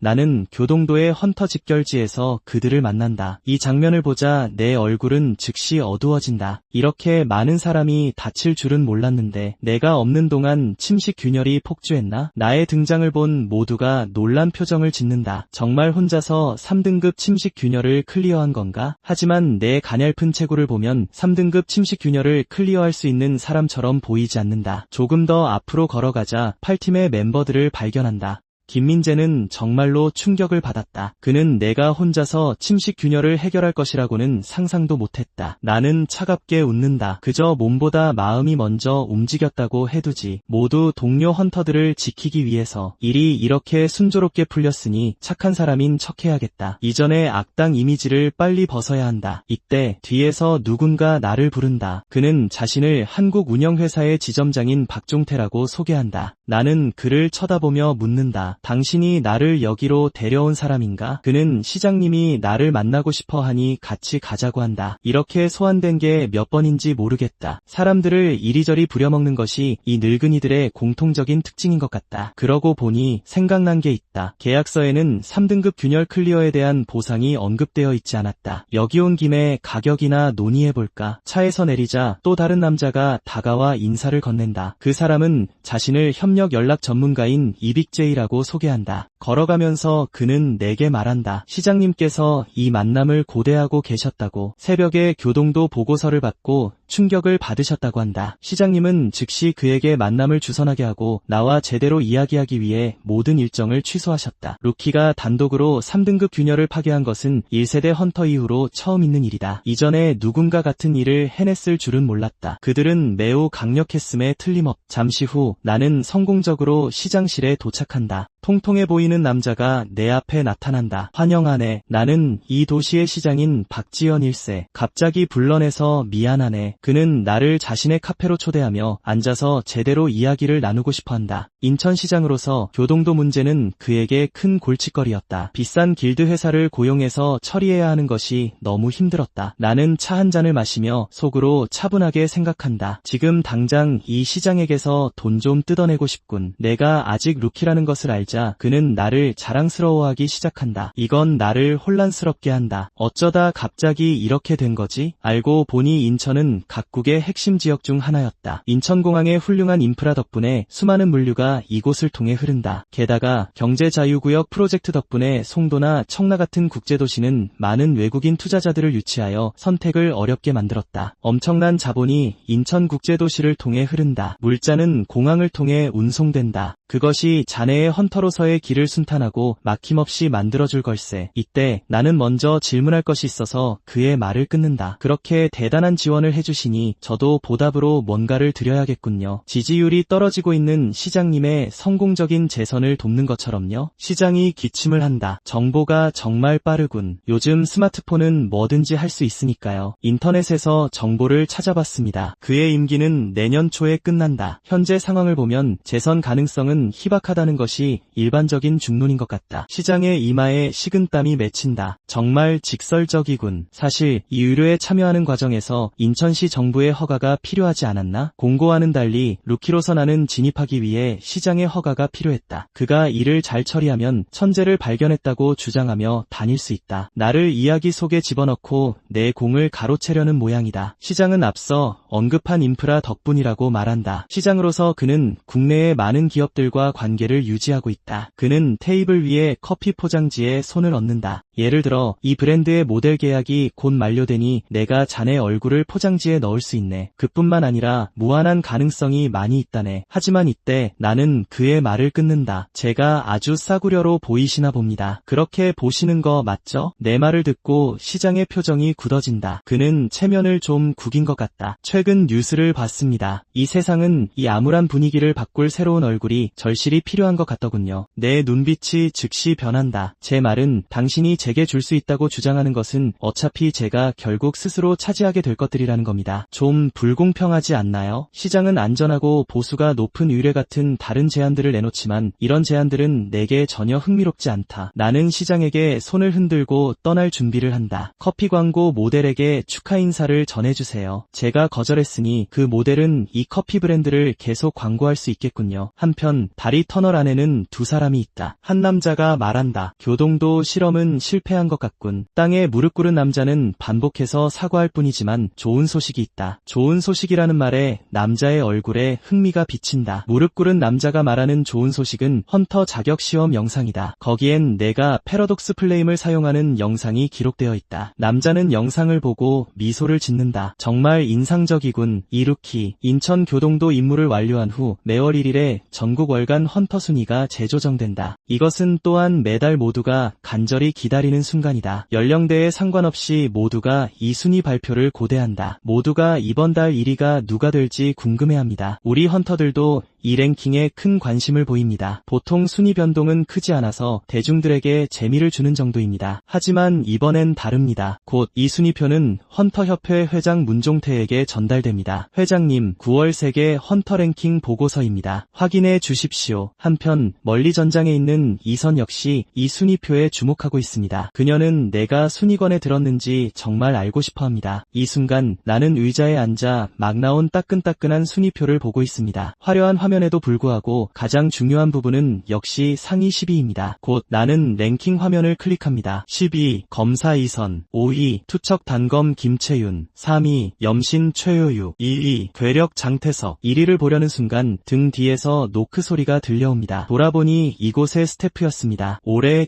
기다리셨습니다. 이제 나가셔도 됩니다. 그리고 저는 랭킹 라이징 스타 1위 호천석입니다. 타이틀 위에는 역사상 가장 빠른 레벨업 경로를 개척했다는 문구가 있습니다. 5년차 베테랑 헌터가 3급 방사능 지대를 혼자 클리어하는 것은 평범한 일일 수 있습니다. 헌터 커뮤니티에서는 그저 일상적인 작전일 뿐입니다. 하지만 이것이 신인 헌터의 첫 임무라면 모든 것이 완전히 달라집니다. 내가 행사장 무대에 오르자 아래에 있던 사람들이 열광적으로 환호합니다. 호찬석 씨, 헌터가 되기 전 직업은 무엇이었습니까? 정말 지원 없이 침식 지대를 클리어했습니까? 지대 레벨이 상승할 것을 예상했습니까? 수많은 질문이 계속해서 나에게 쏟아집니다. 나는 깊은 한숨을 내쉽니다. 마치 오디션 프로그램에 나온 아이가 된 기분이라 빨리 질문에 답하고 떠나고 싶습니다. 곧 한 젊은 남자가 일어나 큰 소리로 내게 묻습니다. 모두가 당신의 향후 계획에 대해 매우 관심이 많습니다. 헌터로서의 마음가짐이나 각오를 말씀해 주실 수 있나요? 나는 저들처럼 공식적인 말을 하거나 최선을 다하겠다는 상투적인 말은 하지 않을 겁니다. 제가 하고 싶은 말은 결과로 보여드리겠다는 겁니다. 여러분은 그저 제 결과를 눈으로 지켜보기만 하면 됩니다. 그들의 질문에 답한 후 나는 헬리콥터에 탑승합니다. 내 아래에는 거대한 블랙홀이 있습니다. 이곳에서는 한때 파괴적인 전투가 벌어졌습니다. 내 뒤에 있는 사람이 설명합니다. 이 광경은 끔찍합니다. 해외 상황도 마찬가지로 심각합니다. 침식 지대가 나타난 후 대부분의 국가는 행정 능력을 상실했지만 나라마다 사정은 다릅니다. 이 나라는 어떤 조치를 통해 많은 파괴적인 전투를 피했습니다. 다른 해외 국가들의 경우 침식 지대 지대가 나타나는 순간 잠겨버렸습니다. 나라 전체가 순식간에 사라졌습니다. 침식지대에는 8개의 주요 위험구역, 즉 세계에서 가장 위험한 8곳이 있는데 오른쪽에 있는 저곳이 그중 하나인 곤살락입니다. 알고 보니 몇 년 전 곤살락 침식지대가 갑자기 나타났습니다. 도심에서 시작해 거대한 원이 계속해서 바깥으로 확장되었고 그 속도가 너무 빨라 사람들이 반응할 수 없었습니다. 이것이 그 나라의 멸망으로 이어졌습니다. 몇몇 사람들은 간신히 살아남았습니다. 하지만 침식지대가 되어버린 공간에 있던 사람들은 대부분 탈출하기도 전에 잡아먹혔습니다. 이 나라의 소멸은 한 줌의 먼지와 같았습니다. 바람이 한번 불자 존재했다는 흔적조차 남지 않았습니다. 회장은 창밖을 힐끗 보며 다시 말합니다. 침식지대에서 국가의 영향력은 변하지 않았지만 중앙정부의 내부 권력은 상당히 약화되었습니다. 나는 약간 혼란스럽습니다. 전에 정보를 좀 얻긴 했지만 이게 내가 여기 온 것과 무슨 상관이 있지? 며칠 전 태백그룹의 이성윤이 나를 찾아왔습니다. 그는 당신이 아직 태백길드에 가입하지 않은 것에 대해 매우 불만스러워 보였습니다. 이 말에 전에 만났던 그 덩치가 생각나지만 나는 전혀 개의치 않습니다. 하지만 회장의 다음 말에 내 표정이 굳어집니다. 그 이성윤이 당장 당신의 주소를 알고 싶어 했다는 겁니다. 이성윤이 공격적으로 나왔지만 회장은 내 개인 정보를 알려주지 않았습니다. 하지만 태백길드의 철학은 적자 생존입니다. 그가 당신을 강제로 가입시키려 할지 나조차 장담할 수 없습니다. 이것이 나를 곤란하게 합니다. 골치 아픈 일에 휘말린 것 같습니다. 그래도 그를 심각하게 여기진 마. 지금 내 힘으로는 그를 전혀 이길 수 없습니다. 하지만 최근 당신의 행동을 보면 혼자 일하는 것을 선호하는 것 같습니다. 나는 내 성격이 원래 이렇다고 말합니다. 길드라는 이름에 얽매이는 것을 좋아하지 않습니다. 회장이 내게 가방을 건넵니다. 그들의 접근을 막고 싶다면 당신의 힘을 키워야 합니다. 예를 들면 협회장이 제안하는 주요 임무를 맡는 것처럼 말이죠. 나는 이 회장에게 꿍꿍이가 있다는 걸 알고 있었습니다. 하지만 그가 나를 공짜로 도와주는 게 아닌가? 세상에 공짜 점심은 없다고 믿기에 그가 어떤 대가를 원하는지 알고 싶습니다. 하지만 회장의 대답은 어딘가 익숙합니다. 그는 단지 자신이 나를 도왔다는 것만 기억해 달라고 했습니다. 이건 좀 이시영 같군. 나는 손을 뻗어 가방을 받습니다. 안에 있는 모든 것을 기억해야 합니다. 게다가 이건 내게 손해보는 장사가 아닙니다. 회장의 임무이니 내 명성을 쌓는데도 도움이 될 겁니다. 그래서 정확히 뭘 해야 합니까? 부산에서 난안까지 화물선을 호위하게 될 겁니다. 침식 시대이다 보니 생필품을 운송하는 것이 쉽지 않습니다. 소위 생필품이라는 것을 봤을 때 나는 완전히 할 말을 잃었습니다. 롤렉스 시계, 고급 도자기, 인삼주, 보이차가 있습니다. 더 황당한 것은 고급 세단까지 있다는 겁니다. 지난 20년 동안 생필품의 정의가 바뀐 건지 알고 싶습니다. 회장은 말합니다. 어떤 사람들에게는 이것들이 생필품입니다.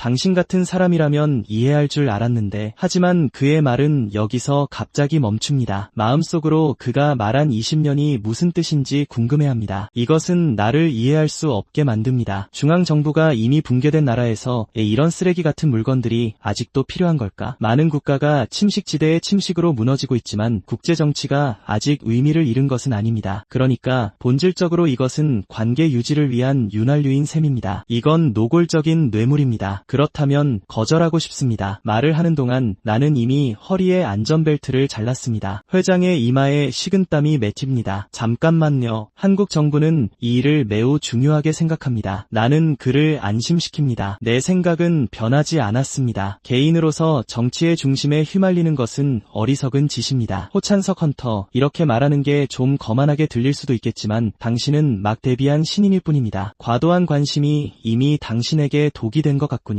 하지만 다음 순간 회장의 얼굴에 이해할 수 없다는 표정이 떠오릅니다. 그가 그런 표정을 짓는 이유는 내가 그가 준 모든 것을 한꺼번에 바다에 던져버렸기 때문입니다. 이 소위 생필품이라는 것들은 내게 전혀 필요 없습니다. 오히려 나를 좀 곤란하게 만들 뿐입니다. 나는 헬리콥터 문 앞에 서서 그를 향해 말합니다. 헬리콥터 태워줘서 고마워요. 서울까지는 알아서 헤엄쳐 돌아가겠습니다. 이 말에 회장의 얼굴은 순간 멍해집니다. 그는 내 생각을 전혀 따라잡지 못합니다. 다음 순간 나는 앞으로 나아가 헬리콥터를 바로 떠나 뛰어올라 아래 바다로 뛰어내립니다. 회장은 즉시 조종실 문으로 다가옵니다. 정말 자기 힘으로 헤엄쳐 건너가려는 건가? 첨벙하는 소리와 함께 내 몸이 물에 들어가자 물보라가 일고 회장은 할 말을 잃습니다. 요즘 젊은이들은 정말 너무 충동적이야. 시간은 빠르게 저녁이 됩니다. 내 앞의 풍경은 인천항입니다. 인천항의 한 구역에서 어떤 사람이 수면을 뚫어져라 쳐다봅니다. 수면에서 계속 거품이 이는 것을 보고 안에서 무언가 나올 것 같은 느낌이 들었기 때문입니다. 다음 순간 안에서 손 하나가 기어나와 해안에 이끼 낀 바위를 꽉 붙잡습니다. 그리고 내 온몸도 올라옵니다. 나는 머리카락을 뒤로 넘깁니다. 정말 지쳤어. 죽는 줄 알았네. 누가 저렇게 사람을 협박하는 거야? 고개를 돌리니 내 옆에 누군가 서 있습니다. 그 행인이 말합니다. 무슨 일이 있었는지는 모르겠지만 고생이 많았겠네요. 해안에 올라온 후 나는 목표를 명확히 합니다. 지금 내가 해야 할 일은 힘을 축적하는 것입니다. 아무도 맡고 싶어 하지 않는 기차는 최하급 유례부터 처리해서 거물이 될 겁니다. 이렇게 하면 누구에게도 휘둘리지 않을 겁니다. 저 잘난 강자들도 결국 내 발 아래 굴복하게 될 겁니다. 곧 나는 휴대폰을 꺼내 임무 내용을 확인합니다. 한 임무가 내 흥미를 끕니다. 납치 사건이 있습니다. 피해자들이 협회 헌터의 도움을 필요로 합니다. 침식 균열의 예상 레벨은 대략 2급입니다. 나는 건설 장비 위에 앉아 멀리 지는 석양을 바라보며 깊은 숨을 내쉽니다. 한동안 바빠질 것 같군. 어부 구출 임무를 받은 후 나는 한송아를 초대해 함께 임무를 수행하기로 결정합니다. 이번 헌터급 마물들은 탱크 수준의 파괴력을 가지고 있기 때문입니다. 현재 내 힘으로는 결코 쉽게 완수할 수 없습니다. 그리고 휴대폰을 열어 임무 개요를 봅니다. 9월 3일 통영 주집도 어부들이 새우잡이 성수기를 맞아 바다로 나갔습니다. 하지만 이번 조업 중 사고가 발생했습니다. 헌터급 마물들이 섬의 둥지를 틀고 모든 어부를 먹잇감처럼 잡아갔습니다. 가까스로 탈출한 생존자에 따르면 잡힌 어부들은 아직 살아있습니다. 따라서 이 임무가 발령되었습니다. 임무 목표는 인질 구출과 균열 마물 제거입니다. 만약 혼자 성공한다면 영웅담까지 얻을 수 있을 겁니다. 내 명성을 높일 수 있을 겁니다. 이것은 도전할 가치가 있지만 이 작전은 정말 너무 위험합니다. 그 마물들은 레벨에 따라 차원이 다른 존재라고 들었습니다. 3급 마물은 탱크 같은 파괴력을 가지고 있습니다. 그렇다면 2급 마물은 자연재해와 같습니다. 1급 마물은 더욱 끔찍해서 한 개체를 상대하기 위해 국가 전체의 힘이 필요합니다. 누구와 팀을 이뤄 임무를 완수할지 고민하는 동안 갑자기 한 인물이 떠오릅니다. 그녀라면 분명 문제가 없을 겁니다. 시간은 빠르게 임무 당일이 됩니다. 나는 창을 들고 목적지에 도착하기를 기다립니다. 이때 뒤에서 한 소녀가 나를 부르는 소리가 들립니다. 이 여자는 내 팀원인 한송아입니다. 호찬석, 섬까지 얼마나 남았는지 알아? 나는 내 위치를 확인합니다. 약 1시간 후면 목적지에 도착할 겁니다. 나는 그녀에게 힘을 아껴두라고 말합니다. 도착하면 알려줄게. 말했듯이 이번 전투는 지난번보다 훨씬 어려울 겁니다. 하지만 한송아는 내 말을 듣고 있는 것 같지 않습니다. 대신 그녀는 내 어깨의 갑옷에 관심이 있습니다. 이건 사실처릭 1048 보호대야. 가죽 장식의 미적 형상으로 보아 이건 한정판일 거야. 어떻게 구했어? 이 갑옷은 고물상이 내게 준 선물입니다. 하지만 한송아도 고물상과 계약했지만 어떤 선물도 받지 못했습니다. 이것은 내가 경멸적인 표정을 짓게 만듭니다. 당연한 거 아니야. 우리는 아예 급이 달라. 나는 3급 헌터급 마물과 단독으로 싸운 라이징 스타고 너는 그냥 아카데미 수석이라는 타이틀을 가진 신인일 뿐이야. 한송아의 눈에는 극도로 분한 표정이 드러납니다. 그녀는 마음속으로 반드시 유명해져서 나에게 보여주겠다고 맹세합니다. 며칠 전 나는 한송아에게 전화를 걸어 나와 함께 임무를 완수하고 싶은지 물었습니다. 임무 개요를 듣자 그녀는 식은땀을 흘렸습니다. 지난 임무에서 그녀는 3급 전투에서 거의 죽을 뻔했습니다. 잠시 기다려도 전화기 너머에서 아무 소리가 없자 내가 입을 엽니다. 강해지고 싶지 않아? 이 말에 한송아의 눈에 충격이 서립니다. 전에 임무를 수행하러 갔을 때 나는 그녀가 한 말을 직접 들었습니다. 기억나는데 나한테 전투 능력을 배우고 싶어 하지 않았어? 만약 그녀가 아직도 그렇게 생각한다면 내가 가르쳐 줄 수 있습니다. 그리고 장담하건대 내 옆에서 배우기만 한다면 지금보다 몇 배는 강해질 수 있을 겁니다. 나는 이 이유를 들어 그녀가 나와 팀을 이루도록 설득합니다. 한송아는 강해져야만 하는 이유가 있습니다. 비록 강해지는 길이 극도로 위험할지라도 말입니다. 강해질 수만 있다면 앞에 지옥이 펼쳐져 있더라도 눈썹 하나 까딱하지 않을 겁니다. 그녀가 뿜어내는 결의를 보고 나는 갑자기 그녀에 대해 게 조금 궁금해집니다. 이 소녀가 무슨 일을 겪었는지 궁금합니다. 얼마 지나지 않아 우리는 앞에 정체불명의 물체를 봅니다. 순식간에 우리 둘의 표정이 굳어졌다. 배는 총 5척이다. 민간인들이 있으니 조용히 건너가야 하는데 어떻게 갈지 막막했다. 하지만 내가 이 말을 하는 동안 내 뒤에 있던 신발 한 켤레가 갑자기 떠올랐다. 나는 고개를 돌려 쳐다봤다. 한송아가 공중에 떠 있었다. 그녀에게 이런 기술이 있을 줄은 정말 몰랐다. 한송아는 실컷 웃었다. 세상에 너도 못하는 게 있구나. 이런 간단한 것도 못하다니. 정말 웃기네. 그녀가 모르는 것은 그녀가 나를 비웃는 동안 내 얼굴은 이미 어두워져 있었다는 것이다. 그리고 난 그녀의 이마에 꿀밤을 먹였다. 나 업고 나라. 옷에 물 튀기지 말고. 이거 방금 산 거란 말이야. 갑자기 무언가를 감지한 듯 앞쪽 배를 올려다봤다. 나는 한송아에게 만화가 느껴지니 가장 가까운 배로 향하라고 했다. 뒤쪽으로 갈수록 더 강한 에너지를 방출하고 있어 아주 위험하다. 잠시 후 한송아는 나를 한 배 앞으로 데려왔다. 그녀를 어리둥절하게 만든 것은 이 배 위에 옛 인형이 서 있었다는 것이다. 하지만 그와 동시에 나는 갑판 위로 발을 내디뎠다. 나는 한송아에게 눈 똑바로 뜨고 잘 보라고 말했다. 저 움직임은 인간이 할 수 있는 게 아니야. 우리 눈앞에 보이는 것은 수많은 좀비 떼였다. 쿵 하는 소리와 함께 한송아가 배 갑판에 세게 착지했다. 나는 그녀에게 그렇게 착지하지 말라고 했다. 무릎 다친다. 시간이 지나면 신체 기능이 점점 떨어질 거야. 게다가 그렇게 시끄럽게 착지해서 이미 저 좀비들을 끌어들였잖아. 한송아는 이 좀비들을 전혀 신경 쓰지 않는 것 같았다. 그녀는 갑판을 그대로 밟으며 무시무시한 힘을 터뜨렸다. 이런 기본적인 좀비들조차 처리하지 못한다면 차라리 죽는 게 낫. 몇 번의 휙휙 소리와 함께 한송아는 무시무시한 칼날 기운을 뿜어내 좀비들의 몸을 그대로 꿰뚫었다. 나는 한송아에게 잘했다고 칭찬했다. 이 좀비들은 레벨이 그리 높지 않은 것 같다. 아마 2급 중에서도 최하위일 거다. 그렇다면 한송아는 이 좀비들을 쉽게 처리할 수 있을 것이다. 하지만 다음 순간 나는 한송아가 뿜어낸 전기에 맞을 뻔했다. 나는 그녀에게 멍청이라고 했다. 만화를 너무 많이 소모하고 있잖아. 이런 식이면 금방 만화가 고갈될 거야. 이런 저급 좀비들한테는 기본적인 기술만으로도 충분해. 한송아는 마음속으로 살짝 놀랐다. 벌써 가르침이 시작된 건가? 내가 가르쳐주기만 하면 지금보다 몇 배는 더 강해질 거라고 전에 말했었다. 이것 또한 그녀가 나와 팀을 이루고 싶었던 이유이니 내 말을 전부 들어야 한다. 한송아는 입술을 꽉 다물었다. 방금 만화를 너무 많이 썼으니 이번에는 조금 줄여야겠다. 그리고 한송아는 멀리 있는 좀비를 향해 다시 한번 강력한 전기를 응축시켜 그 몸을 갈기갈기 찢어버렸다. 이 좀비들은 모두 한송아에게 죽었지만 그녀가 여전히 만화를 너무 많이 쓰는 것 같았다. 조금 더 줄여서 조절해야 해. 그 후 나는 계속해서 한송아에게 지시했고 공격할 때마다 만화를 조금씩 줄이게 했다. 한송아는 내 지도 아래 자신의 만화를 점점 더 잘 제어할 수 있게 되었다. 한송아의 어린 시절은 매우 비극적이어서 그녀는 다시는 약한 자로 살아남지 않겠다고 맹세했다. 끝없이 퍼져나가는 그 어둠을 막아야만 한다. 그래서 강해지는 것이 그녀의 유일한 길이 되었다. 그 순간 좀비 한 마리가 한송아를 향해 빠르게 달려들었다. 좀비의 입이 한송아를 물려고 하는 바로 그 순간 눈으로 똑똑히 볼 수 없을 만큼 빠른 속도로 번개 한 줄기가 좀비의 몸을 향해 돌진했다. 지지직 하는 소리와 함께 이 번개는 그 좀비의 몸을 두 동강냈다. 이 순간 한송아가 뿜어내는 기운은 극도로 무시무시했다. 자신을 더 강하게 만들 수만 있다면 그녀는 기꺼이 심연으로 뛰어들 것이다.